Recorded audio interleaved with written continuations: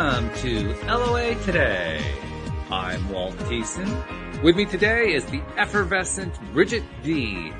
This is your daily dose of happy. We are so happy you decided to join us today. And once again, a happy new year to one and all. This is our second podcast episode of 2022, and I'm still getting used to writing that. Fortunately, I don't have to write down checks anymore. That's a good thing. That used to be, I don't know about you, Bridget. It goes back quite a ways. I don't know if you were even writing checks back then, but there was a time where, the new year would come around and you'd write your first check, which we don't do anymore. And the first check you'd always write with last year's date. So mine wasn't checks. Mine was always with work. I would always be at work and writing, oh my God, and not even realizing. So mine wasn't checks. Mine would just be literally when I was at work writing the date. Right. I would always be yeah. Well, fortunately, everything's electronic these days, so we don't really have to worry about that too much. But still, we have to keep in mind is it ends in a 2 now. It doesn't end in a 1. So just something to keep in mind. But hey, we were just chatting before we got started here because, first of all, I need to publicly announce what you did. On New Year's Day, you sent me, and you also told me you sent to David Strickle, a really lovely message of appreciation. And I just want to publicly appreciate you for that. That was really, seriously, if you could see the message that she sent me, it was extensive, it was heartfelt.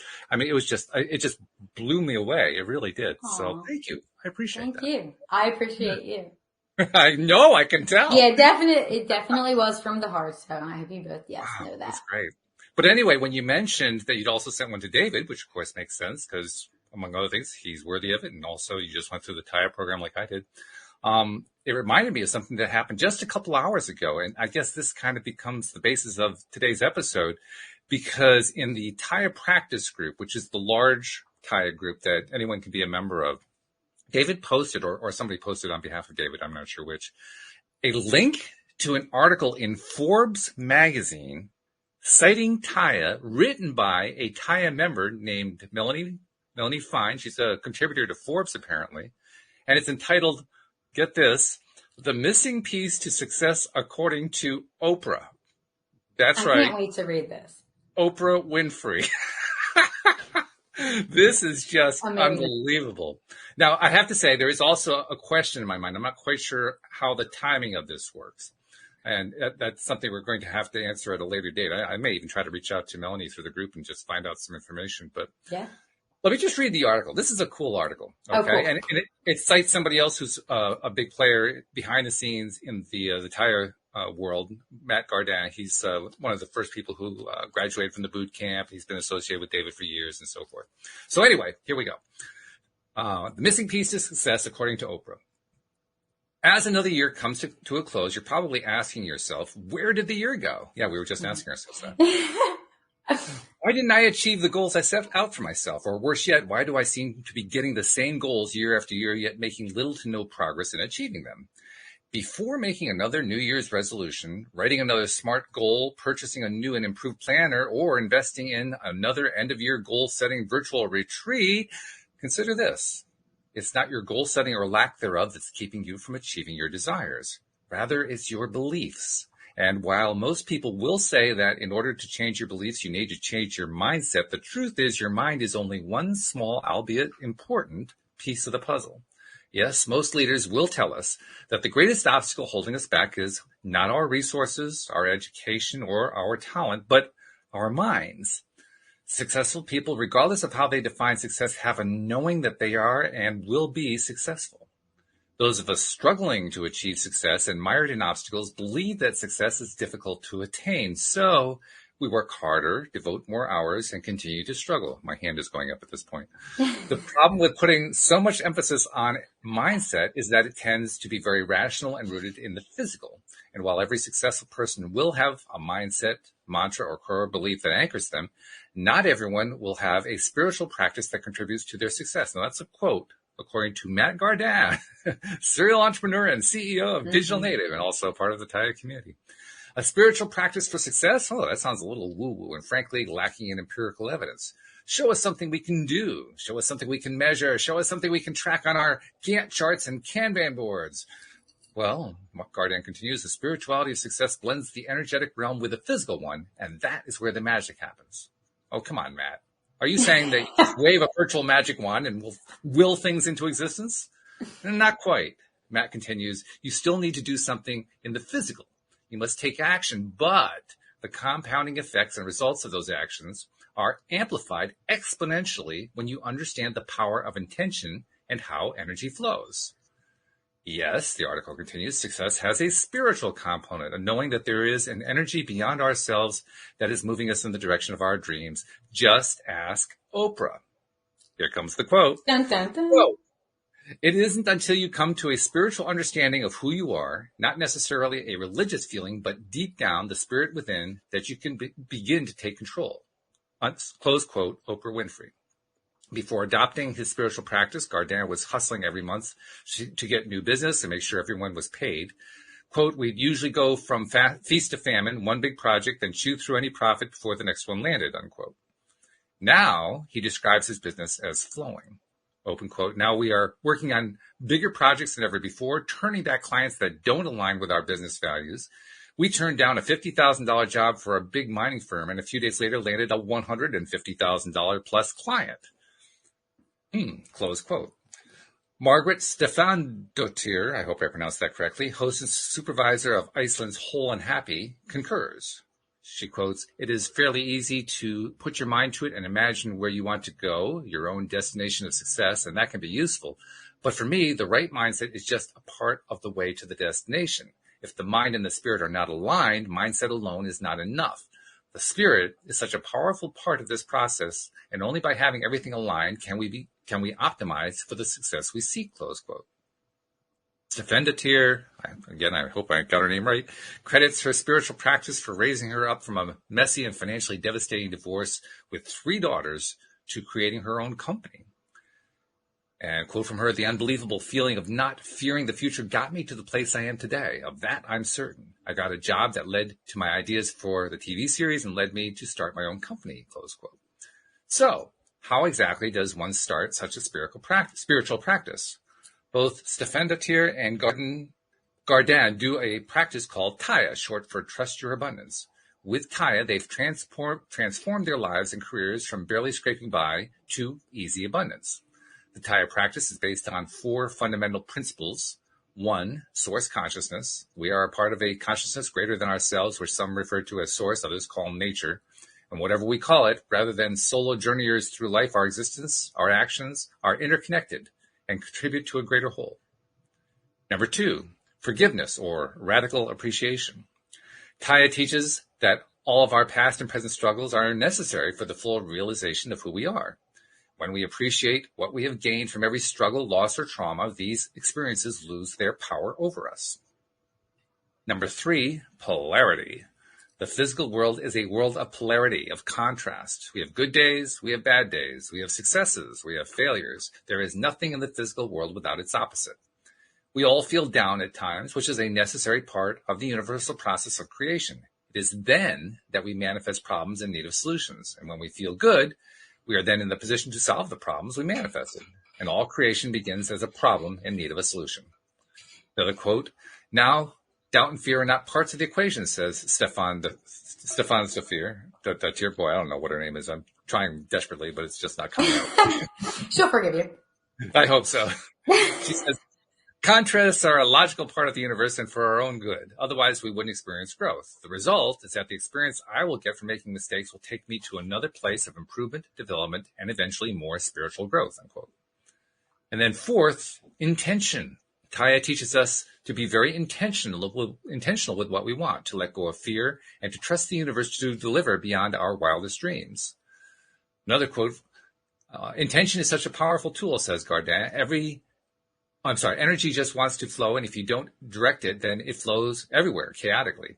But once you understand how to manage, focus, or even just point it vaguely in one direction, then things speed up dramatically, close quote.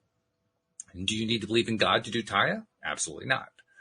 The concept of God is a sticking point to many, having been used throughout history to condone the opposite of what TYA is. Whereas many religions espouse a judgmental creator, TYA is the complete absence of judgment. Will TYA compromise your religious beliefs? Well, not at all, unless your beliefs are judgmental. TYA is a practice that trains you to Trust that source or nature is always taking care of you. Another quote. Notice how our planet always thrives regardless of what it encounters, explains Steven Strickle, CEO and creator of TYA. Storms come through, humans leave a footprint, but the planet ultimately flourishes. Now, apply this to your life. If the flourishing isn't happening, well, why is that? Perhaps because your mindset is stuck in the storm that has long passed, close quote. If anything, TYA will improve your relation with your creator. TYA is as much a practice as is setting goals and whittling away at them. But with TYA, there's no whittling. Rather, you set your goals for your dream life, and then you focus on finding joy in everything and let the universe surprise you with the how.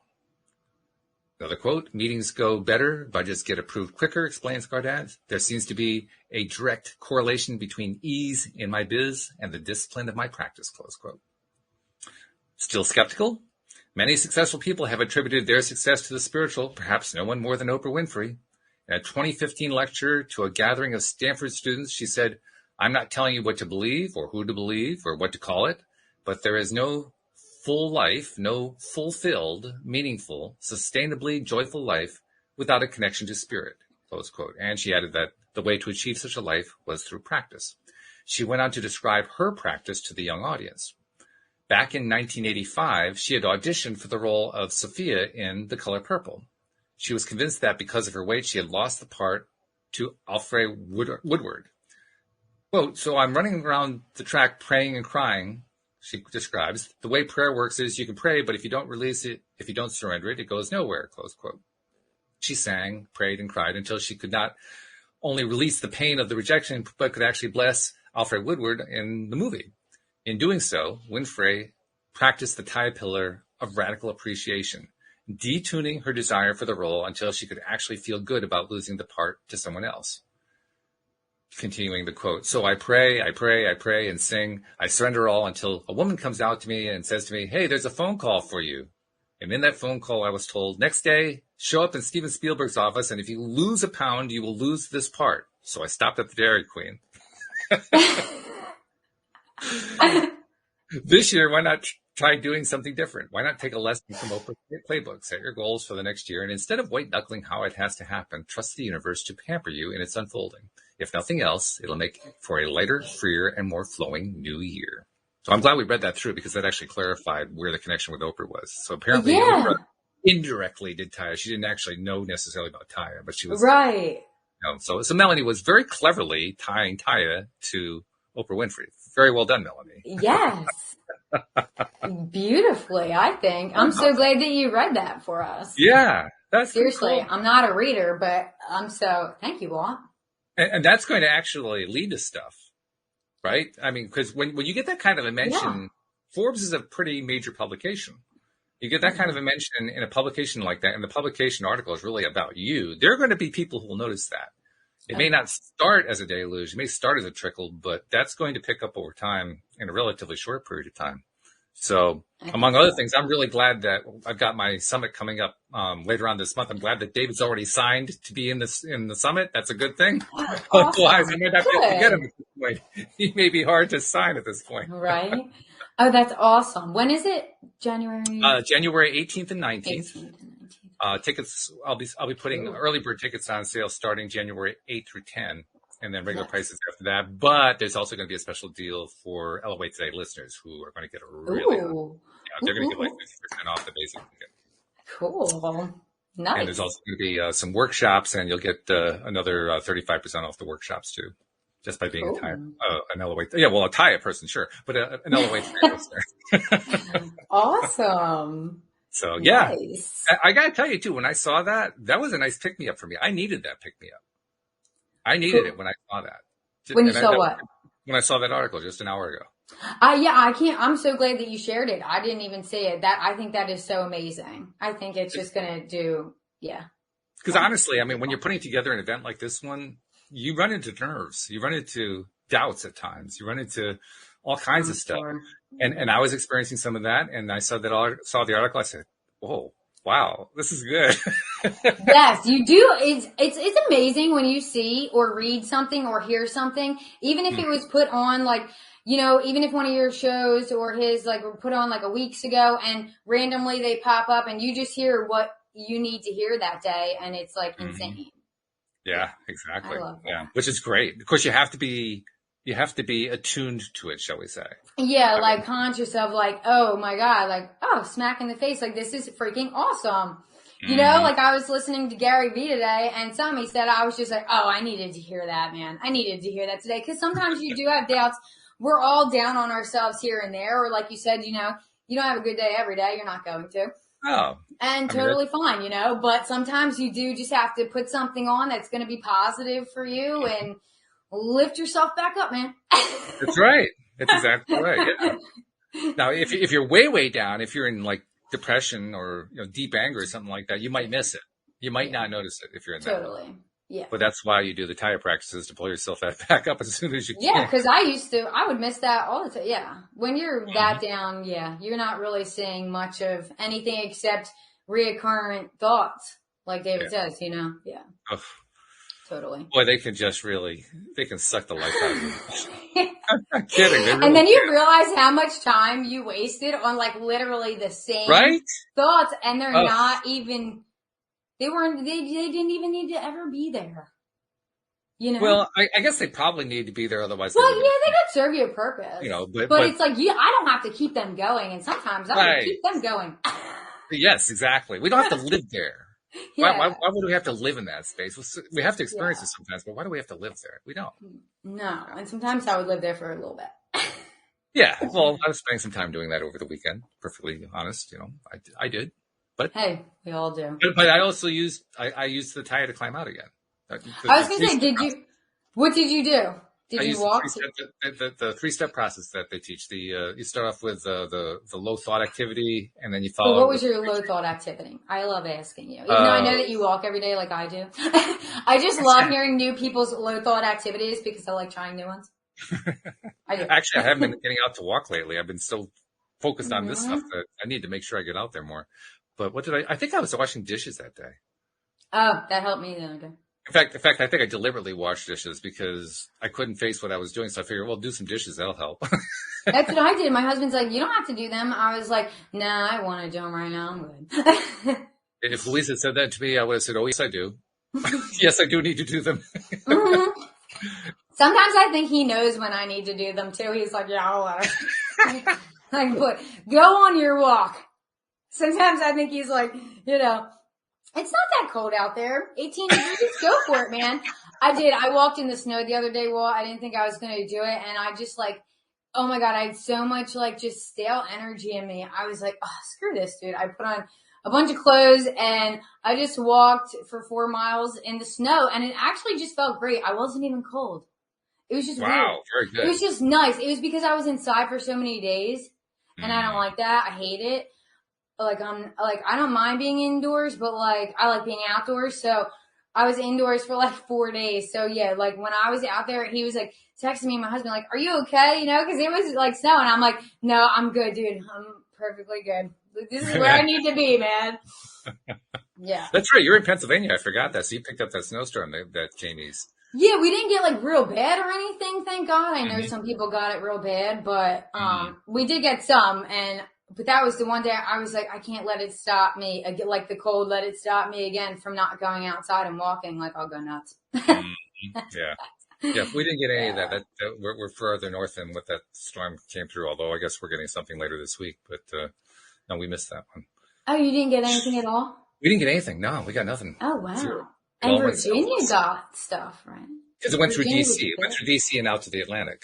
Oh. Yeah. Okay. That's why. So, yeah, it went south of us. But that's right. Like I said, the next one's coming through probably Thursday or Friday. We'll probably get, 3 to 6 inches out of it. So, well, I better get some walking in there the next few days.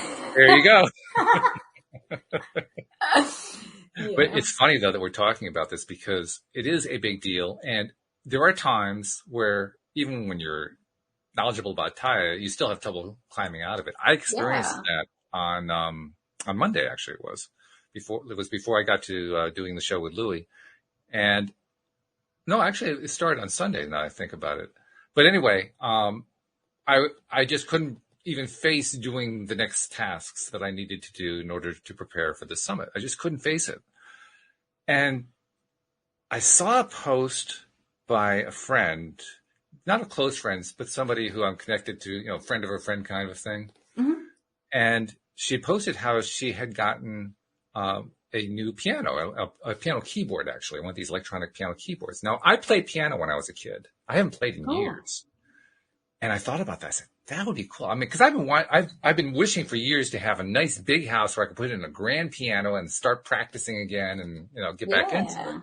But by the same token, I didn't want to drive Louise crazy with learning, playing all the scales and so forth, because that'll drive me nuts.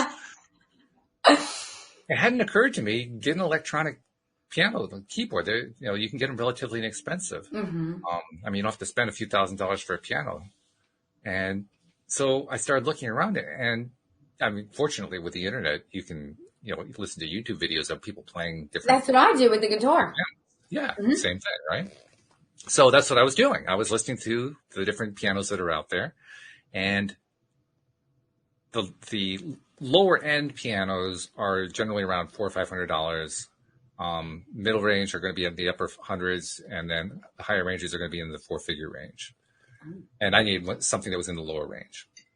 So the mid range, the mid $400 or $500 range, and I was also trying to figure out where I'm going to get the money, because I've been pouring all this money into advertising for the summit. So it's not a whole lot of money to work with right now, but I really wanted to do it, and I didn't want to wait. And then I remembered my brother and my sister-in-law gave me a really generous gift this year. They gave me one of these sets of the Oculus game set. I don't know if you're familiar with Oculus. Oculus, I think it's put out by Facebook, and it's one of these virtual reality game sets. So you have like the oh, you put the thing on. I think I know what you're talking about. Yeah.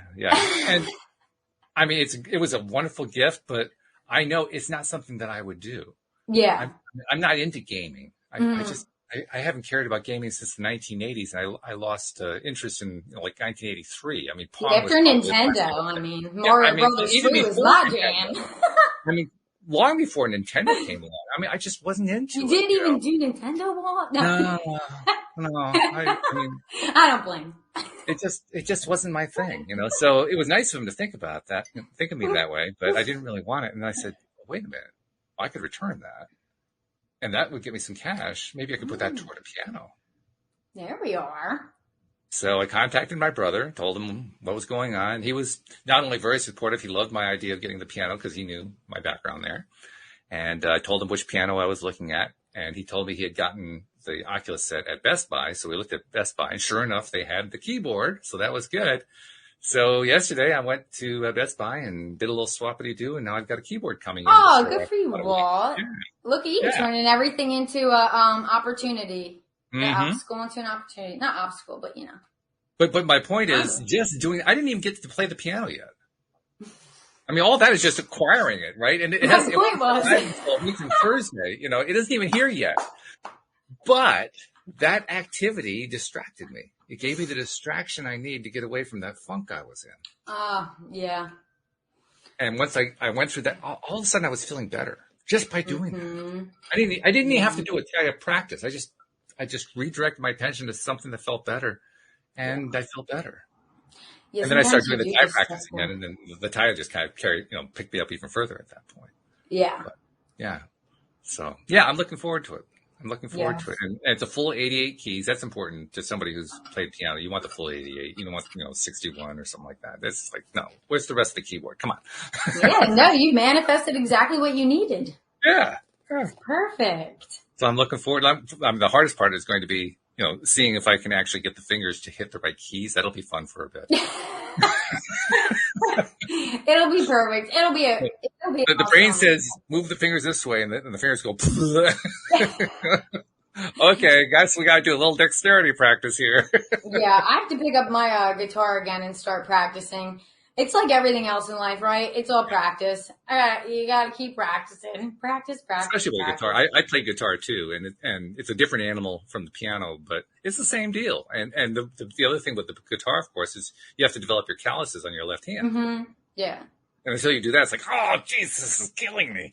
Yeah. But then you develop the calluses, and it's okay.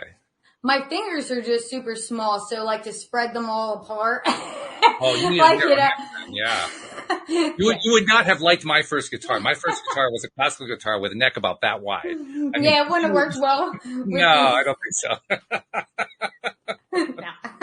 No. so. But so, what kind of guitar do you have? I'm curious. Honestly, I don't even know. I've had it for over 10 years. Oh, okay. Yeah, I bought it when I was like super young. I remember my mom went with me, like, cause I wanted to take lessons like in high school, and then I stopped playing, and then I gave it to my brother. He was really good. Then he gave it back to me, and it was at like a perfect time too, because I think it was like last year, and it was like kind of perfect because I was like, all right, I needed something else to start doing. I wanted another hobby, you know what I mean? So it was actually at like perfect timing. But Brenda's asking on the piano that I got, is the keyboard weighted like the piano keys? Yeah, it is. I made sure that I got that. I did not want to have one that felt like an organ or something like that. I need to have that touch feel. It's a Roland for people who know keyboards. It's a relatively newer model called a Roland Go Piano 88. So, there we go. Yeah. By the way, speaking of guitars, have you ever played a Martin? No. Oh, if you ever get a chance to play a Martin guitar, do it. I will. I don't really say no to too many things. They're very expensive guitars. I don't know what they run now. 30 years ago, they cost $2,000 or $3,000. They're probably close to $10,000 now. I don't know exactly how much. Okay. But they play like a dream, and the sound that comes out of that body is just amazing. I'll have to put that on my vision wall. Yeah. If you ever get a chance to play a Martin, even just to try it for a moment, take them up on it. It will be an experience you will not forget. It is a gorgeous guitar. It is a so well made guitar. Really, really good. I totally will. I really don't turn down many opportunities. That's good. I try not to. Like the more experiences you can get, why not? Oh, Jeffrey asks, what's your favorite style of music to play, or are we going to experience an LOA jam session? Oh, now that would be cool, Jeffrey. That would be cool. The only thing I'm concerned about is there's always a little bit of a delay whenever you use a StreamYard or a Zoom. So if you got two people or more people trying to play at once, can they actually synchronize it? I don't know. I'm not sure how that works. I don't know. We could at least get a little concert going. That would be cool. Yeah, that's true. But what is your favorite kind of music, Walt? I've been thinking about what do I want to play. I know at first I'm just going to be doing exercises just to get the dexterity back, just so that I can do what I want to do. Yeah. And then I'll remind myself of chord structures, because I used to do, obviously with guitar, you do chords all the time, so that's no big deal. But on the piano, you do them, but not quite the same way. You handle chords a little bit differently. There's a lot more with arpeggios and stuff. But once I kind of refamiliarized myself with the keyboard, I was thinking about that. What do I want to do? I can think of a few pieces that I know that I can pick up really quickly just so I can have some repertoire. So maybe Scott Joplin, ragtimes, and a couple of classical pieces, a Schubert or a Mozart or something. So I'll probably pick up a few like that and just kind of refamiliarize myself. But once I've done that, I think I just want to do some free flow composing. Nice. Just play around with little patterns and so forth and see if you can turn it into something.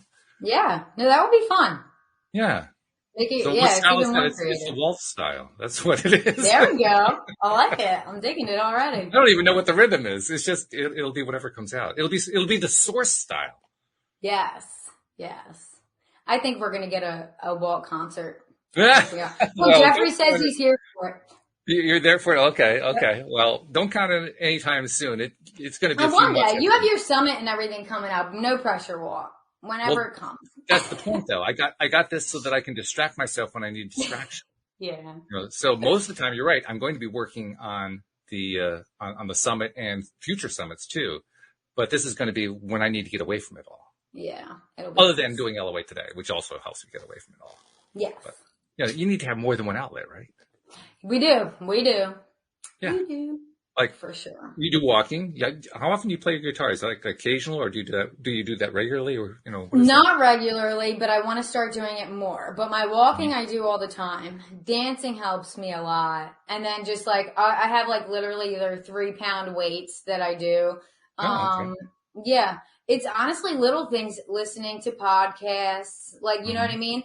Just anytime I'm feeling any kind of down, those little activities seem like menial, but they really changed my entire mood.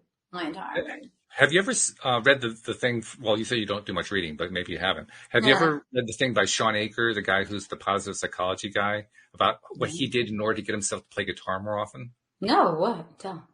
Because he was kind of like you. He was, an occasional player, but he wanted to make it a point to play more often, but it wasn't happening. Okay.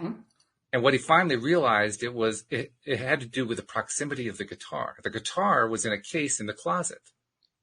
And because the guitar was in a case in the closet, he would always find excuses to not go get it. It was just, it was too far, which of course it really isn't. But psychologically speaking, it's just too much bother, right? Mm-hmm. So what he did was he got a guitar stand.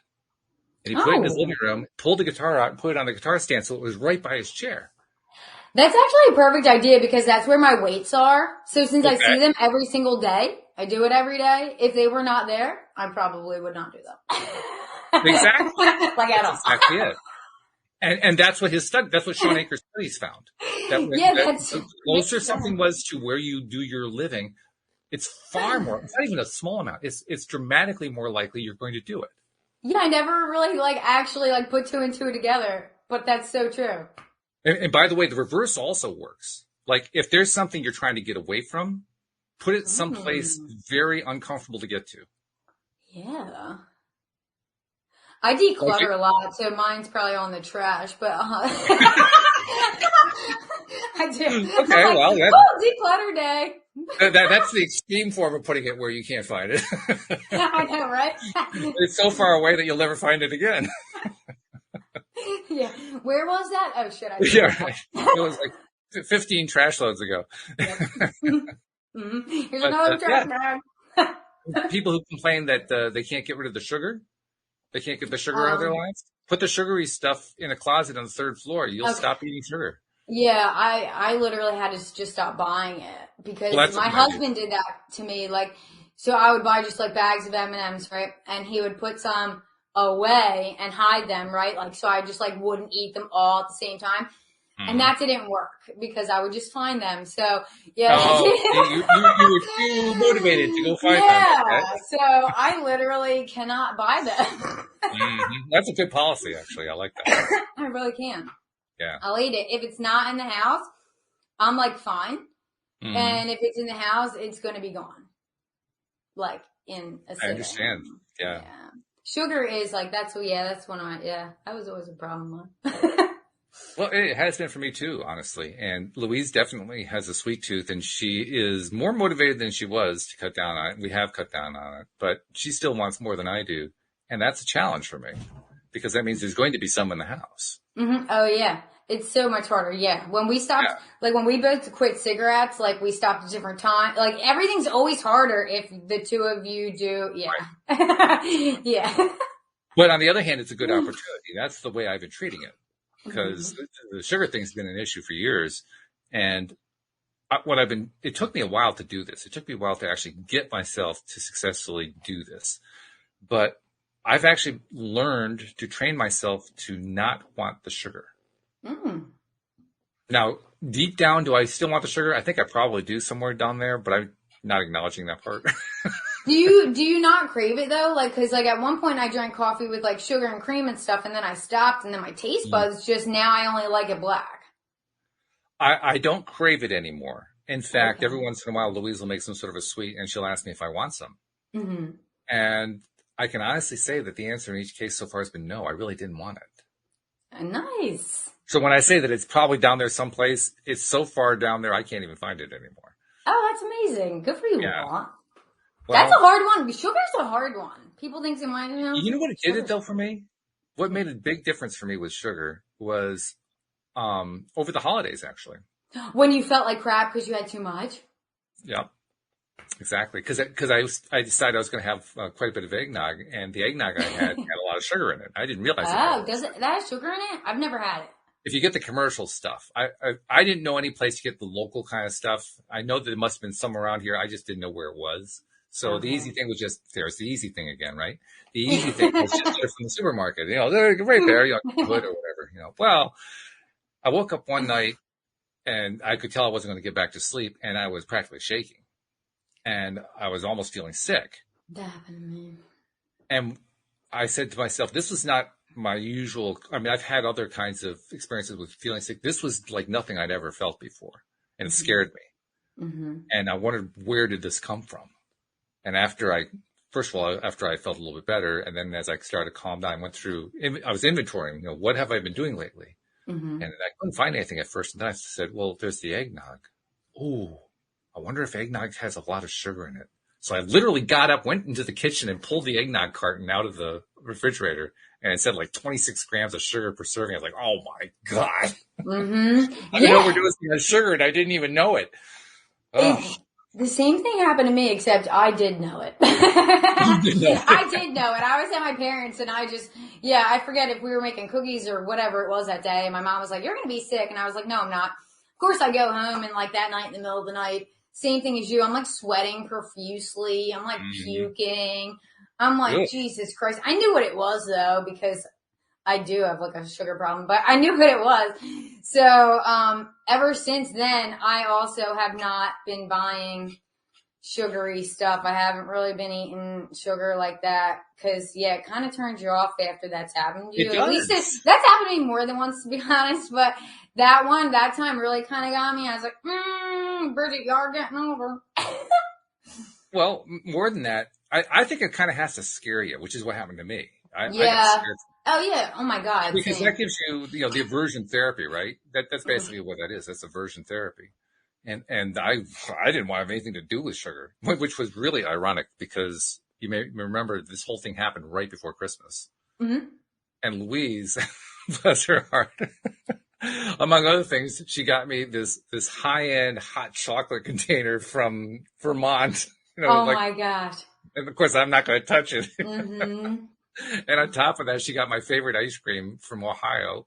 Oh my God. That is funny that you say that because when I would try to stop eating sugar and not buy it, my husband would be like, look what I got you. And normally I would be like, but yeah.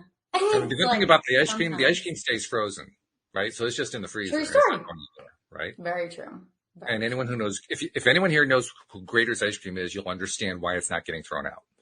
Ooh, I have to Google that. Speaking of Oprah Winfrey has Grater's ice cream flown in. That's how good this stuff is. I'm not kidding. Yeah. It's stuff, it comes from an organization in Ohio, Central Ohio, and it is the best ice cream you've ever tasted in your life. It's better than Ben & Jerry's. It's better than Haagen-Dazs. It's better than anything else you can name. I'll have to try that. It's really good. Yeah. If you ever get a chance, try it. Don't eat a lot. Yeah, no, right. I was just going to say, going. I'll try it, but not try it, and try it, and try it, and try it again. All in one sitting. Well, that's the deal that Louise and I have. The deal is we allow ourselves to have ice cream once a month. That's it. No more. That's good. That's good. Of course, you have to stick to it.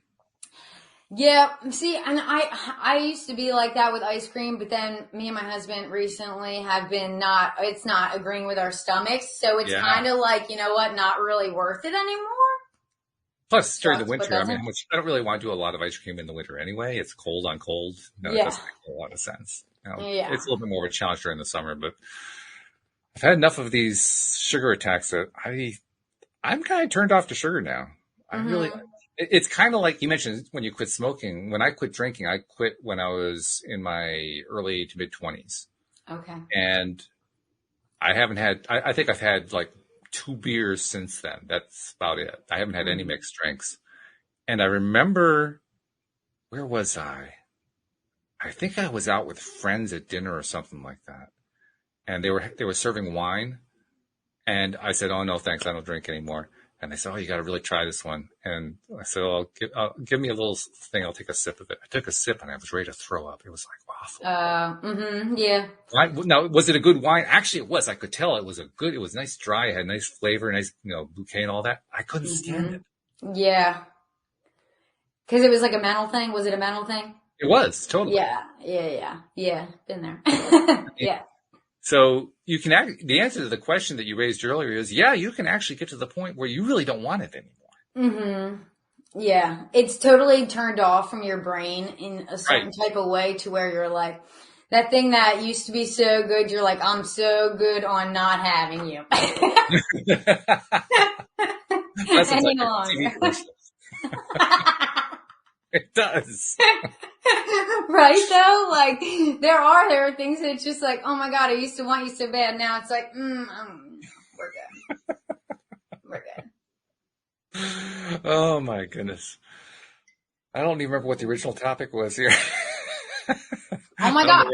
Seriously, I'm still blown away about the whole Oprah thing. I mean, not totally blown away because like, I mean, I know that there are people in TYA who have, had huge success, and they do say like a lot of it's because of TYA and stuff, but the whole Oprah thing, that was like, whoo, what? That's it. Crazy.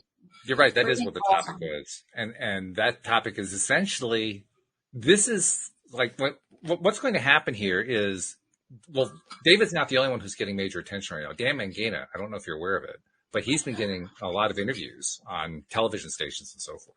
I didn't know, but it does not surprise me whatsoever because he always was an attention grabber on your show for me, for sure. Him and his micro shifting and just everything. He always adds his, and it's always point. And yes, Daniel is going to be a presenter at my summit. So just saying. I was going to say, that's awesome. He's actually going to be keynoting. He's going to be leading off the whole thing.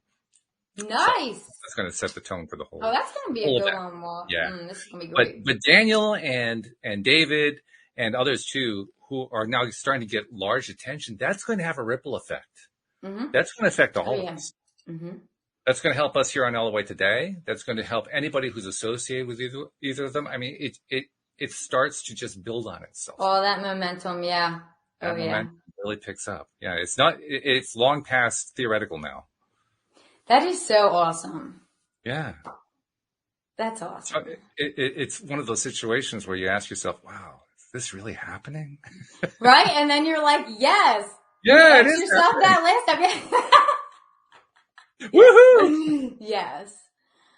Oh my goodness. Yeah. So that's wild. When we were talking at the end of 2021 about how 2022 is looking like it's going to be really good, I think we're right.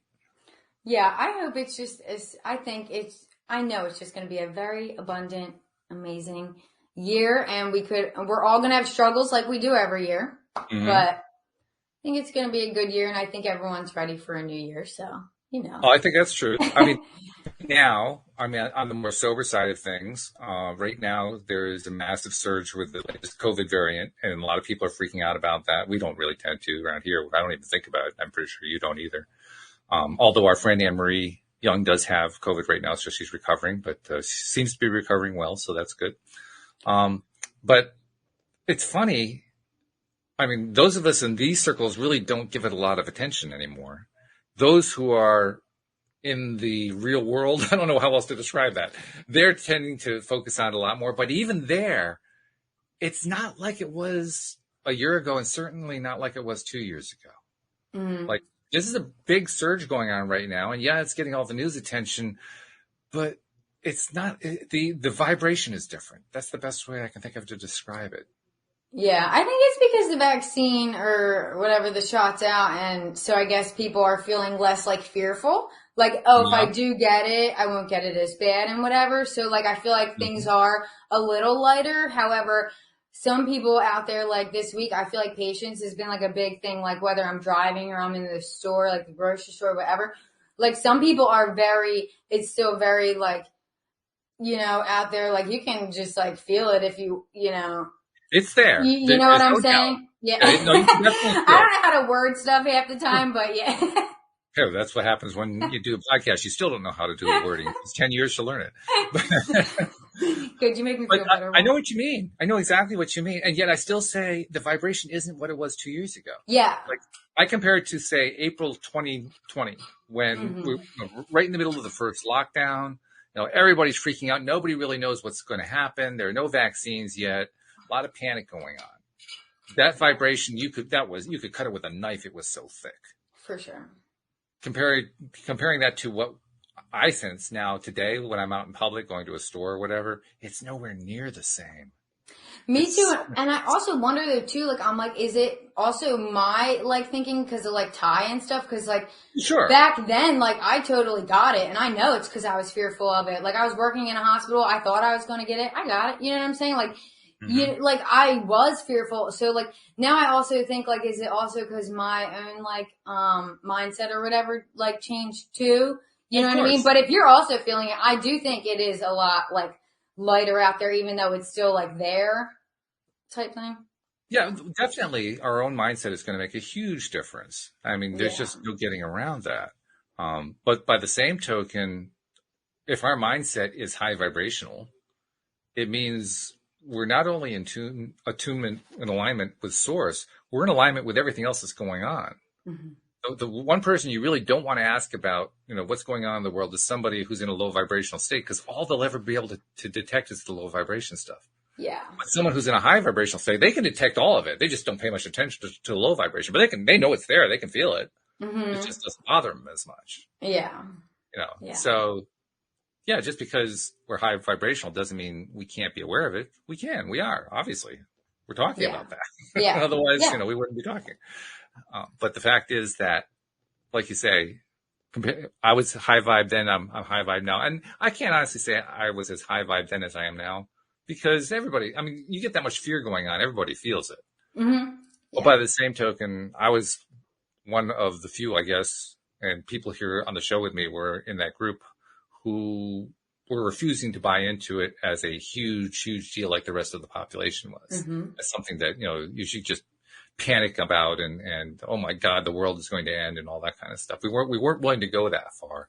And we were among the group that said, there are positives to this thing. Let's focus on the positive. Let's find a way to redirect our attention, because that's going to serve us better. So we did have that advantage, but because we were in both that place then and this place now, I think it is easy to say, yeah, I can tell the difference. Mm-hmm.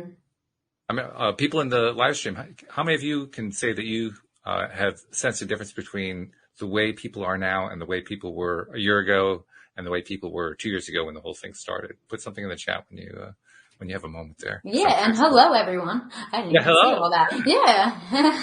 We got a few people saying hello and sharing ideas. Jeffrey, going back to when we were talking about the pianos, he's saying, who would be your ideal playmate? I have no idea. Who would you want to play music with?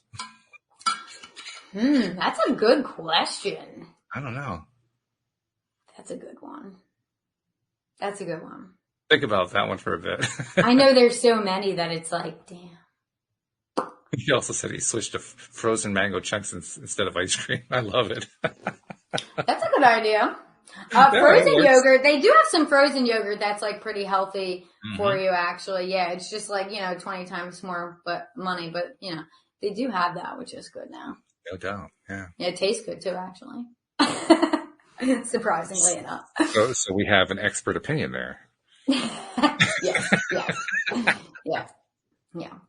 It's like 360 calories a pint and only like 9 grams of sugar. Do I eat the whole pint? Yes, but it's only 9 grams of sugar. So it's not bad. I tell myself no. I think no. 9 grams. That's the difference where I'm, because right now 9 grams would be way too high for me. There was a time when I would have. Really? My God! In my breakfast little bar thing, it has like 5.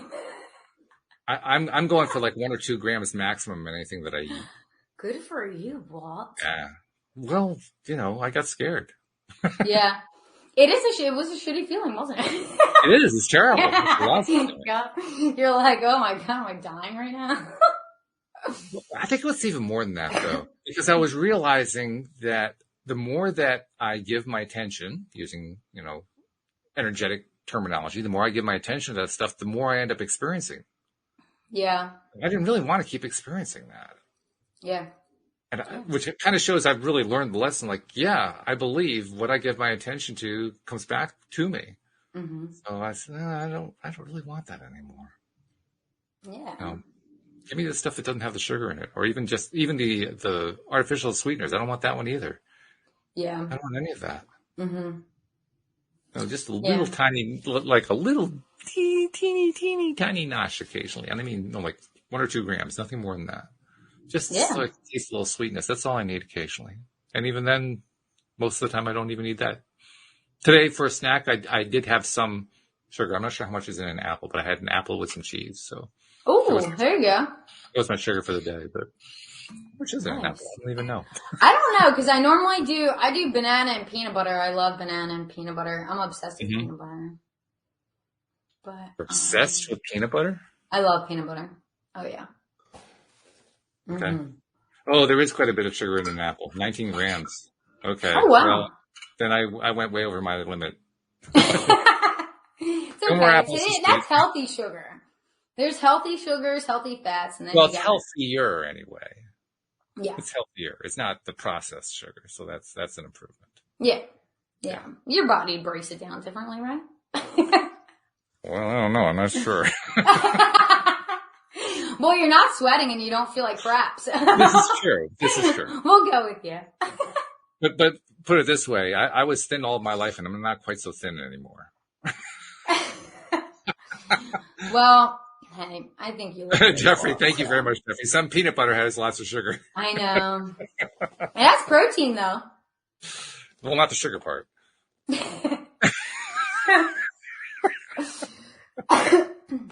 But they have very healthy alternatives to peanut butter too now that I have to try, but true. they're also like 10 times more expensive, but that's okay. This is about the time that we talk about the chocolate food group. Chocolate food group. Chocolate food group. That's where you kind of justify having the chocolate which has the sugar in it by saying, well, it's got all these healthy ingredients in it. Yeah, right? Chocolate covered strawberry.